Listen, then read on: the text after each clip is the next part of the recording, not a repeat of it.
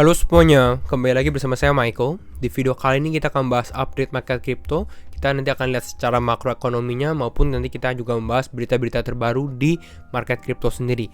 Tidak lupa juga nanti kita akan bahas analisa teknikal Bitcoin karena ada satu pattern yang akan cukup menarik yang akan kita bahas di video kali ini ya. Jadi kalau misalnya teman-teman suka video ini jangan lupa untuk share videonya, like ataupun subscribe. Kita akan langsung masuk aja ke dalam pembahasannya ya. Oke, kita mulai. Dimana untuk update market crypto kali ini, keadaan market crypto memang mengalami koreksi dan ini sekitar 4%, dimana Bitcoin berada di level 20.059 dolar gitu ya, bahkan sempat menyentuh angka sekitar 19.000 dolar, koreksi sekitar 3%.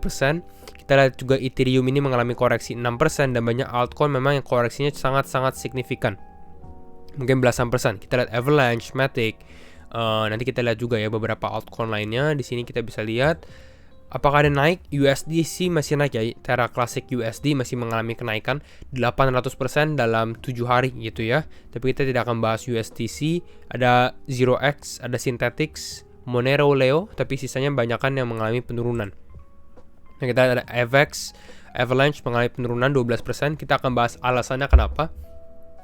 ApeCoin, Matic, Flow, Zilliqa, Solana, Sandbox, dan lainnya. Lanjut secara Fear and Greed Index di level 13. Nah, kita akan bahas berita terbarunya. Kita mulai mungkin dari berita ini, yaitu adalah Michael Saylor gitu ya. Kita dari sini Michael Saylor atau CEO dari MicroStrategy. Pasti teman-teman sudah familiar di mana dia membeli Bitcoin lagi. MicroStrategy, ya kita baca di sini. MicroStrategy has purchased an additional 480 Bitcoins atau ditambah lagi 480 Bitcoin lah. Mereka membeli 480 Bitcoin dengan harganya 20.800. Jadi kalau kita lihat dengan harga Bitcoin sekarang di level 20.000, jadi sebenarnya mereka rugi gitu ya. Beli di 20.800, sekarang udah 20.000 per Bitcoinnya.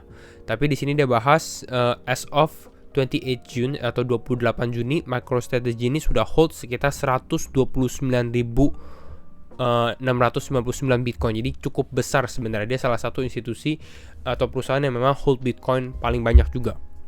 Dan ini setara dengan 3,98 miliar dengan average price-nya dia atau harga rata-ratanya dari 129.000 Bitcoin ini adalah 30.600.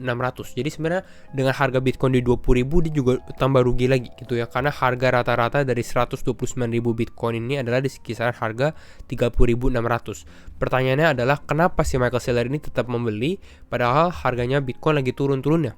Jadi karena kan memang mindset dia adalah untuk jangka panjang juga, dan mindsetnya investor. Di saat Bitcoin mengalami penurunan, ya memang dia membeli untuk melihat mungkin beberapa tahun lagi gitu ya.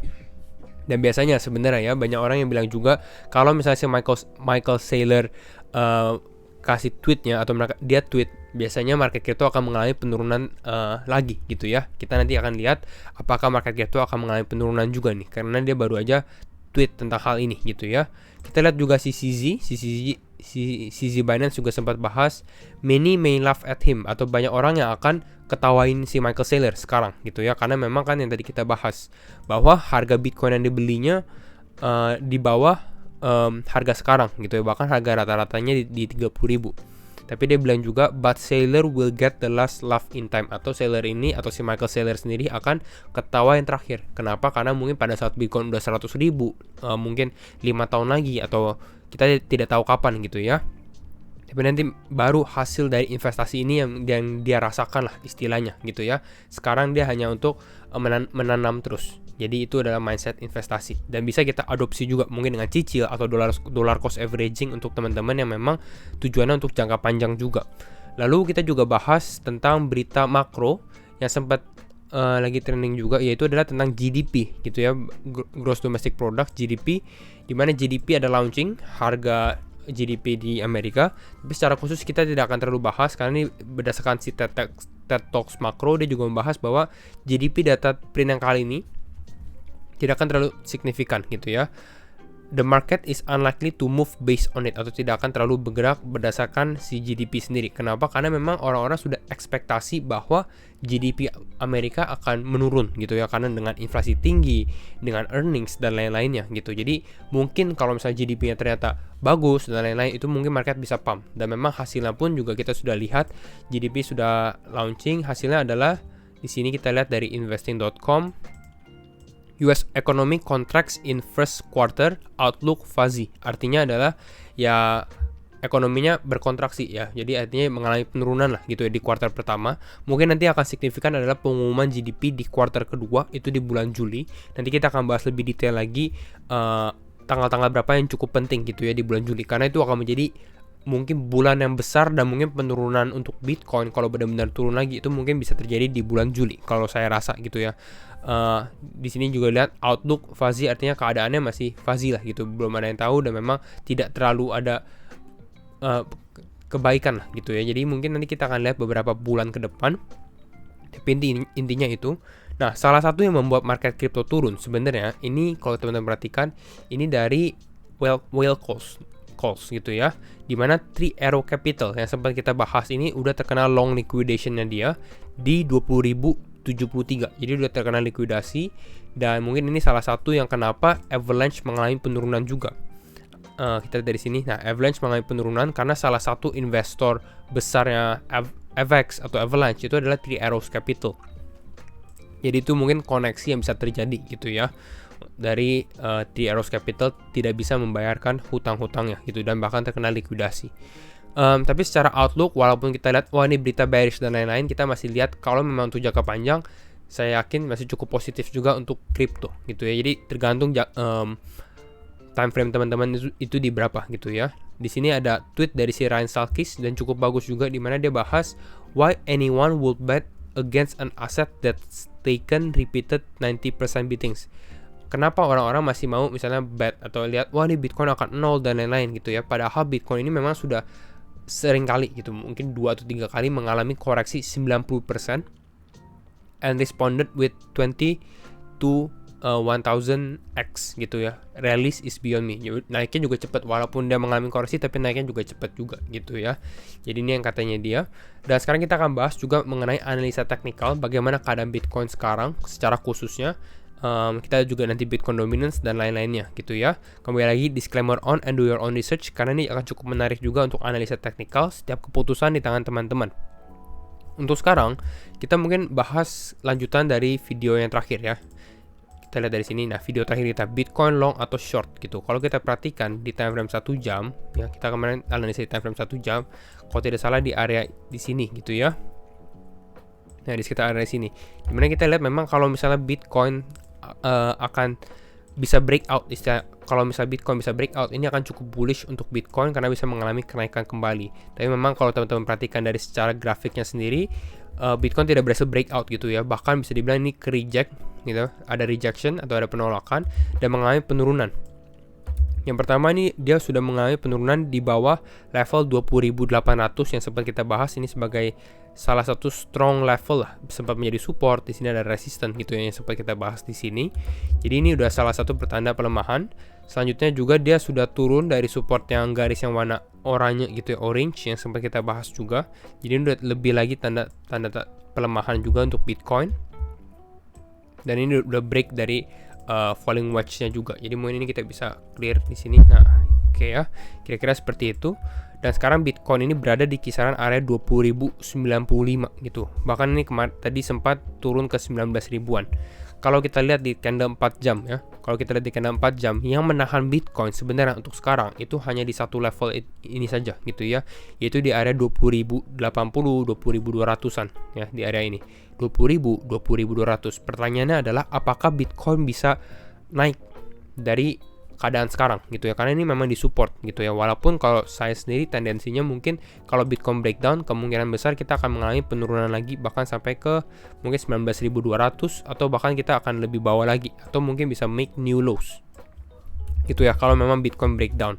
Tapi di sini memang bisa kita katakan juga supportnya akan cukup kuat, di mana supportnya di sini di kisaran 19 ribuan ya. Ini kalau teman-teman perhatikan ada candle wick gitu ya, shadow di sini, artinya banyak orang yang membeli istilahnya pada saat harga Bitcoin turun ya, mereka akan coba membeli Bitcoin untuk harganya bisa stay atau berada di kisaran di atas 20.000 dolar gitu ya.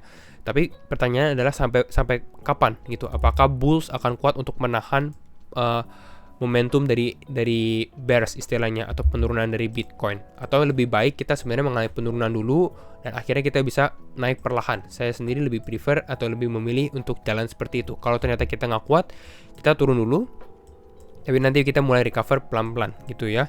Tapi itu yang terjadi untuk keadaan sekarang, dimana untuk support sekarang ya berada di 20.000. Tapi kalau untuk open posisi long, atau mungkin kalau kita mau long atau mau trading gitu ya, mungkin agak susah kalau untuk sekarang ya, apalagi kalau teman-teman long, karena trennya lagi penurun dan memang market belum ada menunjukkan suatu penguatan juga gitu ya.